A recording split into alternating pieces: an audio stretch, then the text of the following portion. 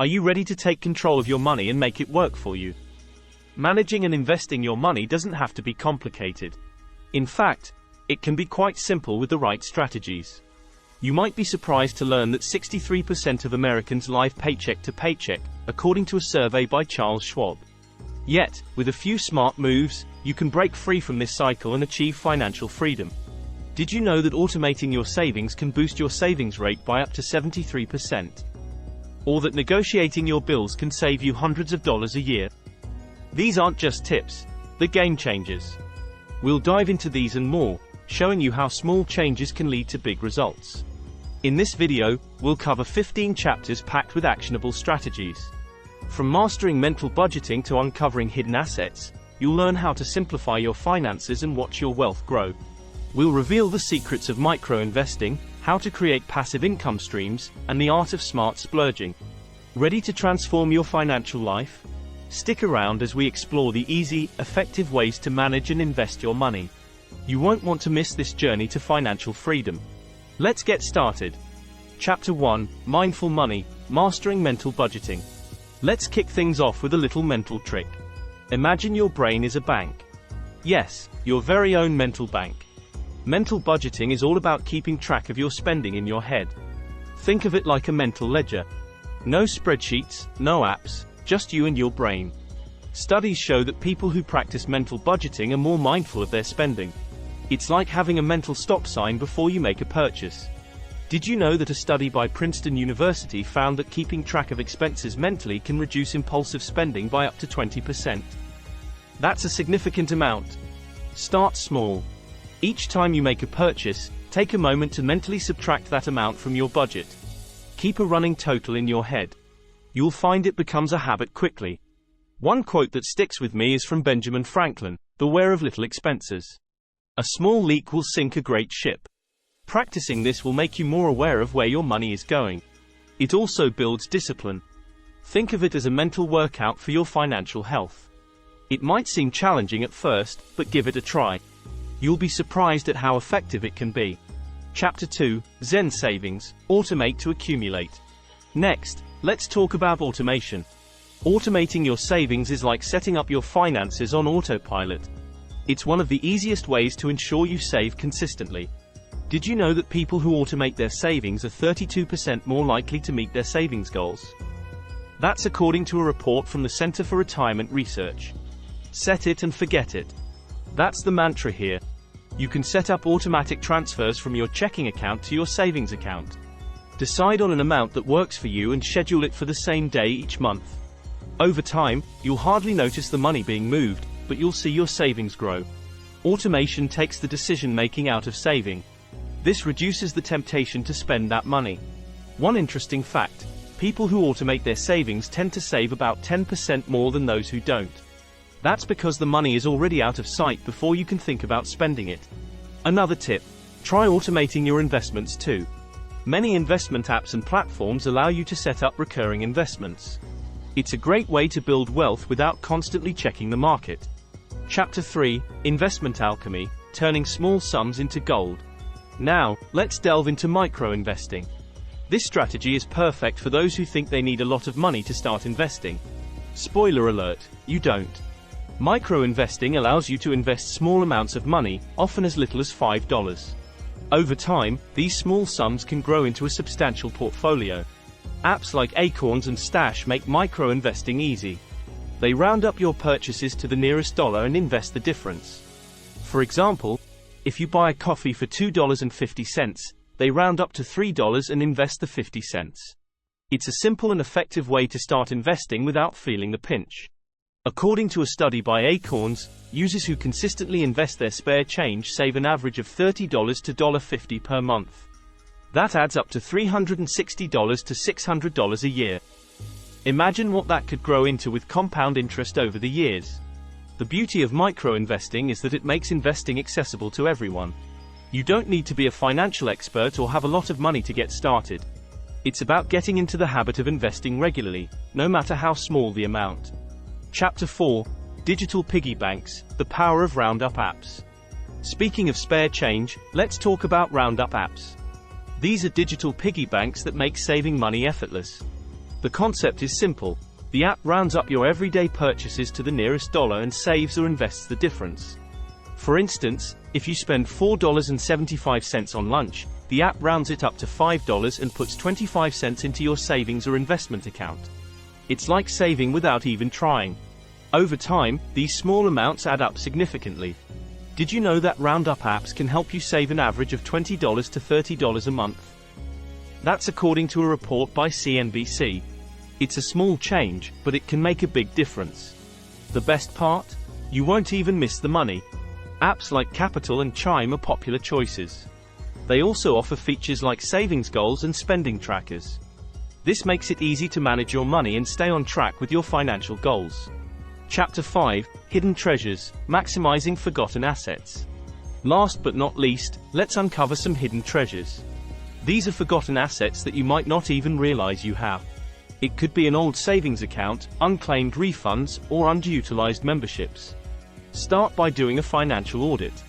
Go through your accounts and look for money you might have forgotten about. Websites like missingmoney.com can help you find unclaimed money from old accounts. According to the National Association of Unclaimed Property Administrators, there's over $49 billion in unclaimed funds in the US alone. Check your memberships and subscriptions. Are you paying for services you don't use? Canceling these can save you a lot of money. Also, look for rewards programs or cashback offers that you might not be using. Every little bit helps. Finding and maximizing these forgotten assets can give your finances a nice boost. It's like finding hidden money that you can put to better use. So take some time to dig through your financial history. You might be surprised at what you find. Chapter 6: Expense Hacking, the Art of Negotiation. Let's dive into expense hacking. Did you know that you can negotiate almost any expense? It's true. From your cable bill to medical costs, a little negotiation can go a long way. Start with your monthly bills. Call your service providers and ask for a better rate. According to a study by Consumer Reports, over 70% of people who negotiate their bills get a discount. It's amazing what a simple phone call can do. You can also negotiate medical bills. Hospitals and clinics often have room to adjust prices, especially if you're paying out of pocket. A survey by Health Affairs found that 57% of people who negotiated their medical bills received a discount. Don't be afraid to ask. Another tip is to negotiate one-time expenses. When shopping for a big-ticket item, ask for a discount. Many retailers are willing to negotiate, especially if you're buying multiple items. Remember, the worst they can say is no. Finally, consider hiring a bill negotiation service. Companies like Bill Shark and Truebill can negotiate bills on your behalf. They usually take a percentage of the savings, so it's a win-win situation. Chapter 7: Financial Minimalism, Less is More. Next, let's talk about financial minimalism. The idea here is to simplify your finances by focusing on what truly matters. This means cutting out unnecessary expenses and keeping things simple. Start by identifying your needs versus wants. Do you really need that subscription to 5 streaming services? Probably not. A report by The Motley Fool found that the average American spends $273 a month on subscription services. Cutting down can save you a lot. Financial minimalism is also about reducing the number of accounts and cards you have. Consolidate your accounts to make tracking your money easier.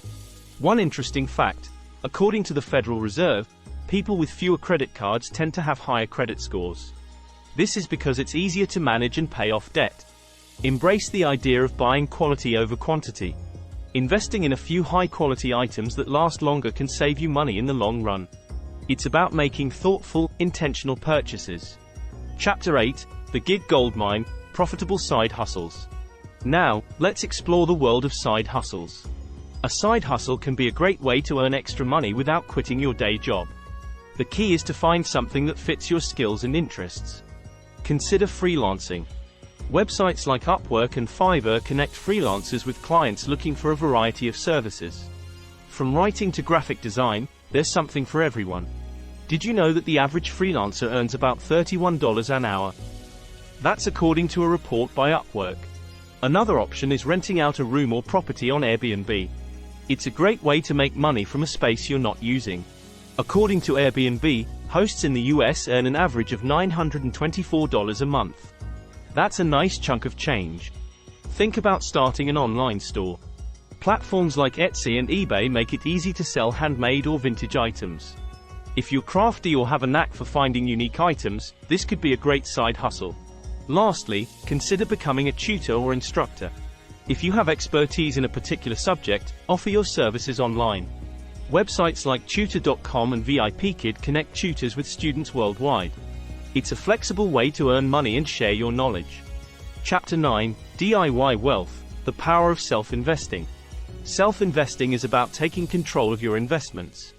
With so many tools and resources available, you don't need to rely on a financial advisor to grow your wealth. Start by educating yourself. There are countless books, courses, and online resources to help you learn the basics of investing. One of my favorite quotes is from Warren Buffett: "The best investment you can make is in yourself." Next, choose a user-friendly investment platform. Apps like Robinhood and E-Trade make it easy to start investing with just a few clicks. They offer low fees and a wide range of investment options. Diversify your portfolio. Don't put all your eggs in one basket. Spread your investments across different asset classes, such as stocks, bonds, and real estate. According to a study by Vanguard, a diversified portfolio reduces risk and can lead to higher returns. Keep an eye on your investments. Regularly review your portfolio and make adjustments as needed. Remember, the market can be volatile, but staying informed helps you make better decisions. Chapter 10, Smart Splurging, Strategic Spending for Joy and Growth. Lastly, let's talk about smart splurging. It's okay to spend money on things that bring you joy and personal growth. The key is to do it strategically. Identify what truly makes you happy. Maybe it's traveling, dining out, or investing in a hobby. A study by the Journal of Consumer Psychology found that spending on experiences rather than material goods leads to greater happiness. Set aside a portion of your budget for these splurges. It's about balance. Enjoying your money while still working towards your financial goals. According to a survey by Bankrate, 38% of people who budget for fun expenses are less likely to go into debt. Invest in personal growth. Spend money on courses, books, or activities that help you grow. Whether it's learning a new skill or improving your health, these investments pay off in the long run. Remember, it's not about depriving yourself. It's about making thoughtful choices that enhance your life and keep you on track with your financial goals. Chapter 11, Debt Dominoes, Snowball versus Avalanche. Managing debt can feel overwhelming, but using the right strategy makes a huge difference. Let's compare two popular methods: the snowball and avalanche methods. The debt snowball method focuses on paying off your smallest debts first. This approach gives you quick wins and builds momentum. A study by Harvard Business Review found that people using the snowball method are more likely to stay motivated and succeed in paying off their debts. On the other hand, the debt avalanche method targets debts with the highest interest rates first. This saves you money on interest over time. According to a study by the National Bureau of Economic Research, the avalanche method is mathematically more efficient and can save you hundreds or even thousands of dollars in interest. Both methods have their pros and cons. If you need quick motivation and small victories, go with the snowball method. If you want to save the most money in the long run, the avalanche method is your best bet. Whichever method you choose, the key is consistency. Make extra payments whenever possible and stick to your plan. Remember, the journey to being debt-free is a marathon, not a sprint. Chapter 12, Passive Income Streams, Set and Forget. Next up is passive income. Who doesn't love the idea of making money while they sleep? Passive income streams require an initial investment of time or money but then generate income with little ongoing effort. Rental properties are a classic example. If you can invest in real estate, renting out properties can provide a steady stream of income. According to a study by BiggerPockets, rental properties can yield an average return of 9–12% per year. Another great option is dividend stocks. These are shares in companies that pay you a portion of their profits regularly. Companies like Coca-Cola and Johnson & Johnson are known for their reliable dividend payments. Did you know that the S&P 500 has an average dividend yield of about 2%? Peer-to-peer lending is another interesting passive income stream. Platforms like Lending Club let you lend money to individuals or small businesses in exchange for interest payments. According to Lending Club, investors earn an average annual return of 3–8%. Finally, consider creating digital products like e-books or online courses. Once created, these can be sold repeatedly with little additional effort. It's a great way to leverage your expertise and generate ongoing income.